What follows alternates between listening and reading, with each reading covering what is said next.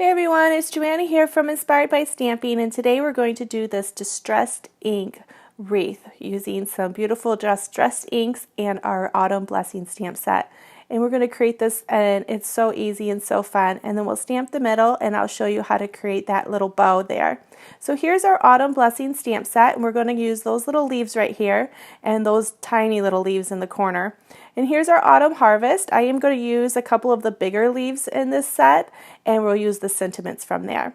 And here's my nesty die, and we're going to use a 2-inch circle. So here it is right here, and I'll show you how to do that in just a second.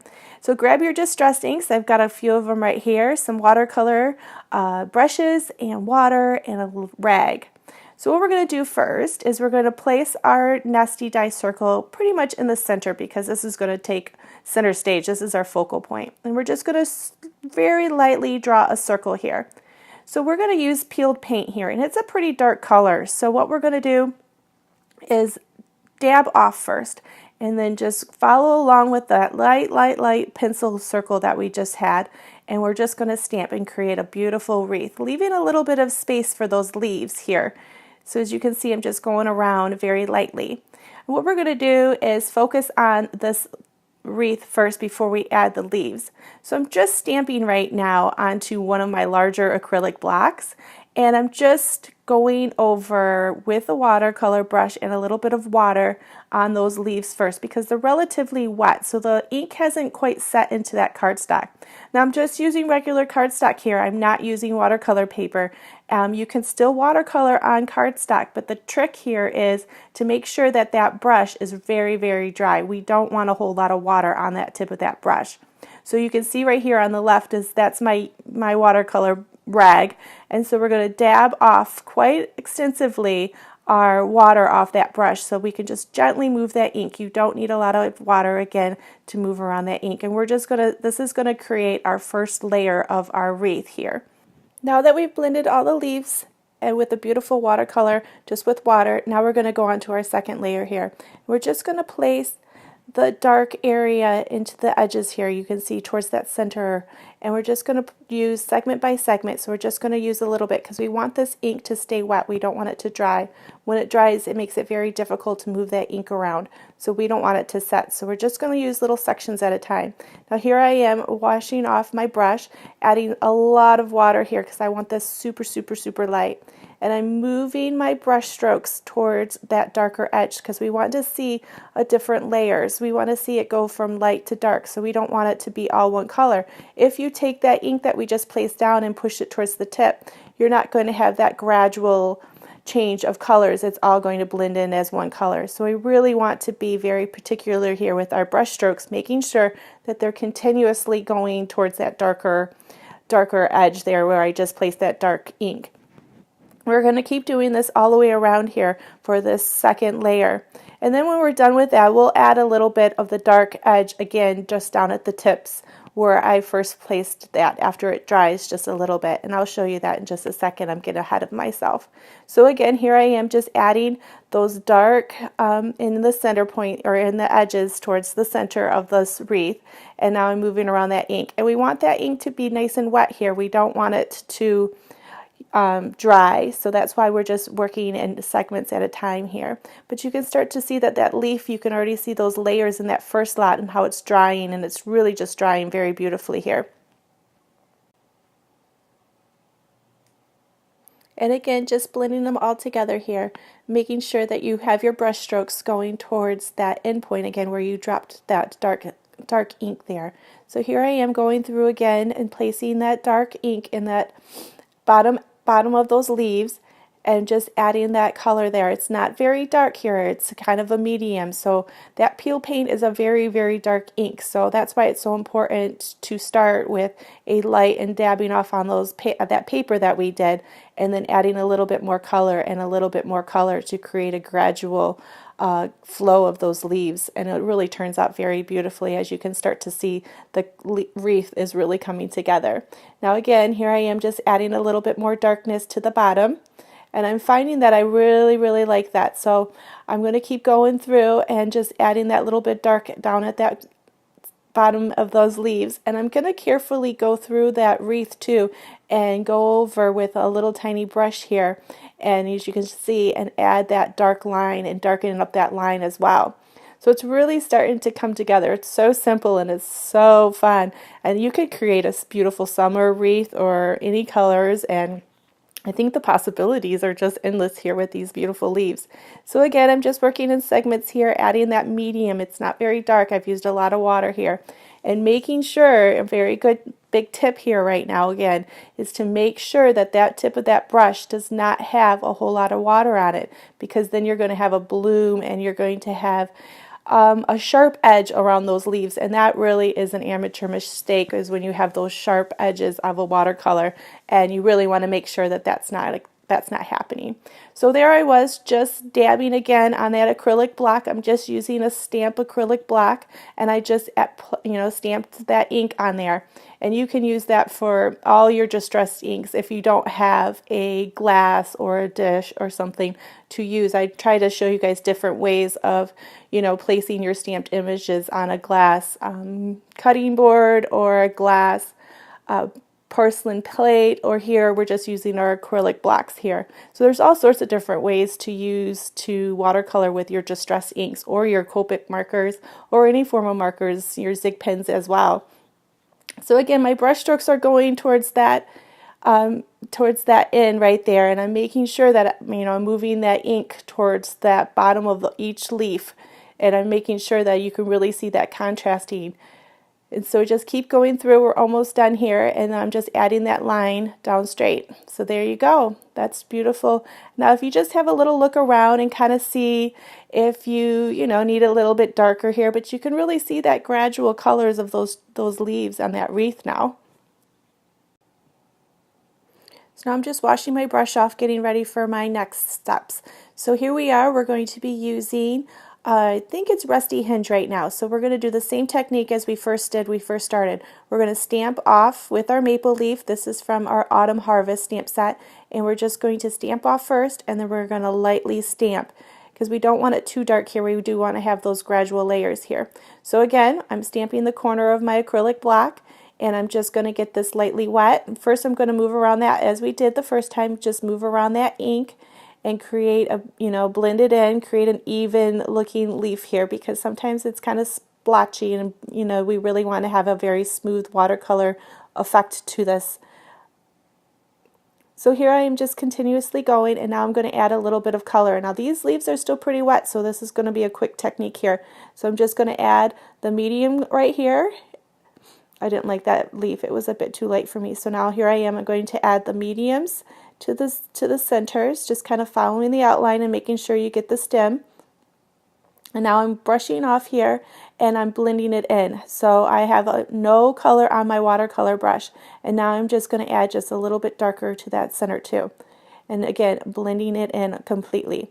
So add your medium tone right here, wash off your watercolor brush, and then blend it into the tips so that you don't have a line, and then just add that little bit of darker tone, so you could see 3 layers here. And again, I'm just adding the medium right here, brushing off my watercolor brush, and then blending it in with the tips, and then going back in and adding just a very, very dark color and blending it in one more time. And you can blend it in, and it's very quick. We want to work really quick here because this cardstock is wet, and we just want to make sure that there's gradual lines here, no hard lines. And again, adding that dark, and then again blending it all in together. And it goes pretty quickly here. This is the fun part. We really want to make sure that we're working quickly with each leaf and adding it while it's still wet, because that blending will work really, really beautifully. Okay, so now we're going to switch colors again. Washing off my watercolor brush, we're going to switch over to a different leaf here. And now I'm going to use Fire Brick, and I'm going to do the same thing, dabbing off first and then adding color.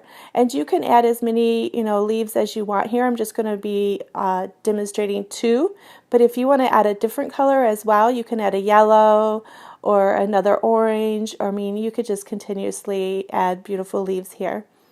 So I found here that I wasn't really happy with how light this these red leaves were. So what I ended up doing is I'm going to blend the entire leaf together with that first layer and just make it a lot darker here, because I just found that it was kind of like a pinky color.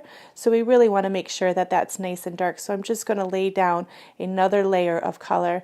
Then we're going to grab through and again place those other layers on top of that wet leaf there.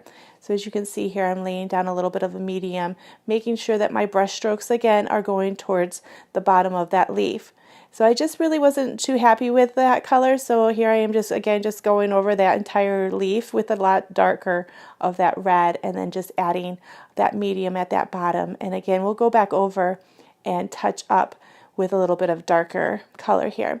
Now if you have a marker, a distress marker and fired brick, I would add a little bit down at that bottom of that stem too, if you have it, so it would create just that nice darker even than what I can get from the distress ink here. But you know, you could play around with it and see what you think too, and see how you feel. But I just felt like when we stamped off with that fire brick, it wasn't dark enough. You know, leaves that turn fall, and you know, those red leaves, they're really rich in color, and I just didn't feel like I could get that with stamping off with that fired brick. So here I am just adding that really dark color, and I'm just adding it down at the bottom here, just making sure that I can add just a nice rich touch-up color here. So here we have our autumn wreath already set and done. So I'm just going over making sure that everything's nice and blended here. And so I accidentally spattered a little bit while I was coloring this, so I just wanted to share with you what I do sometimes when that happens with my cardstocks. So I get lots and lots of water on my brush, and I'm just flicking it with just a little bit of ink and 3 different colors here that we use. So a little bit of green and a little bit, so then we can cover up our boo-boos when we make them. So here we're gonna go and stamp our happy birthday now with our mini Misty. And it is key here to line this up perfectly at that bottom corner. Stamp sets that are brand new are very sticky when they stick down to the cardstock, and you'll see what happens in just a second. It will lift that cardstock up, it will kind of adhere to it. So we really want to make sure that our placement of our cardstock is in the bottom corner here. So we're just going to make sure that this is perfectly straight, our happy birthday. And this, you can find this sentiment from our Autumn Harvest stamp set, and just line it up, and now just press down gently. You don't have to press down very hard, but see how that's a new stamp set and how it just kind of lifted that cardstock up. But because I had it already tucked into that corner, it's okay. I just put it back, place it back where I originally had it. So I'm just using some brown ink here and just lightly press down. And we'll do this 3 times to make sure we get a nice rich color here. So again, one more time, and I'm going to do it again. And again. Make sure that that's nice and juicy and inked up perfectly. Okay, so there we have it. Now we'll get all this out of the way, and I'll bring in my bow making thing that I have that my father-in-law made me. So we're just going to push this here, and I've grabbed some twine here, and I'm going to wrap it around twice. So I'm just going to go 1 and 2. And then we're going to go underneath, pull it underneath, lift it up. Now we're going to make a 4. So we'll have a 4, and so what we're going to do is bring it underneath again, and then we'll tie it tight as we can tie it. Make sure it's nice and tight. And then we'll lift that off perfectly. And now just kind of give it a play, making sure that we have a bottom and we have a top. And then we'll cut those edges off, those long ends off. And so we'll get this out of the way so that we can glue this down too. So you're going to have to kind of give it a little play and just kind of, you know, work it a little bit, but it should be perfect. And this works for ribbon too, and anything else that you would like to use. So I'm just going to glue it onto the corner here. So my favorite glue is the Ultimate Glue, and actually what I was just looking is I could see some of those lines that we drew previously with the pencil marking, and we would just want to gently go over there and erase them so that you can't see them. Even though they were pretty light to begin with, we just want to make sure that there's no lines. So that's a good time when that ink is all dried up to just erase them gently with an eraser. So now I'm going to use the Ultimate Glue here, and I'm going to just kind of, you know, put a little bit of glue on, and then it'll just dry beautifully. Sometimes it takes a little bit longer for the twine to dry, So we really just, got to leave it there for a little while. And then we'll cut the ends off because that's a bit too long for our bow. So we're just going to snip those off. And I'm just using a pair of my little embroidery scissors here. And then there you go. And now all we're going to do is just add some foam dimensionals to the back and then place it on a cardstock. Pretty simple, pretty easy. All in all, I think this card took me about 20 minutes to make from start to finish, and that included the watercoloring. I know it's a bit quicker because I did fast forward a little bit with this video. And we're just going to place this front right on a basic cardstock. And then, of course, you can always add any form of sentiments. We have our birthday greetings and our everyday greetings, and that would just be perfect for the inside of your card as well. So there you have it, 2 fun, easy distressed ink watercoloring wreaths perfect for autumn birthdays. So if you have any questions or concerns, don't forget to email me. I'm always here to help. And make sure you take a look at all the other online videos. We have over 15 videos now of just, all sorts of tutorials for you to find and learn. So if you have any questions, give me a holler. Thanks, everyone.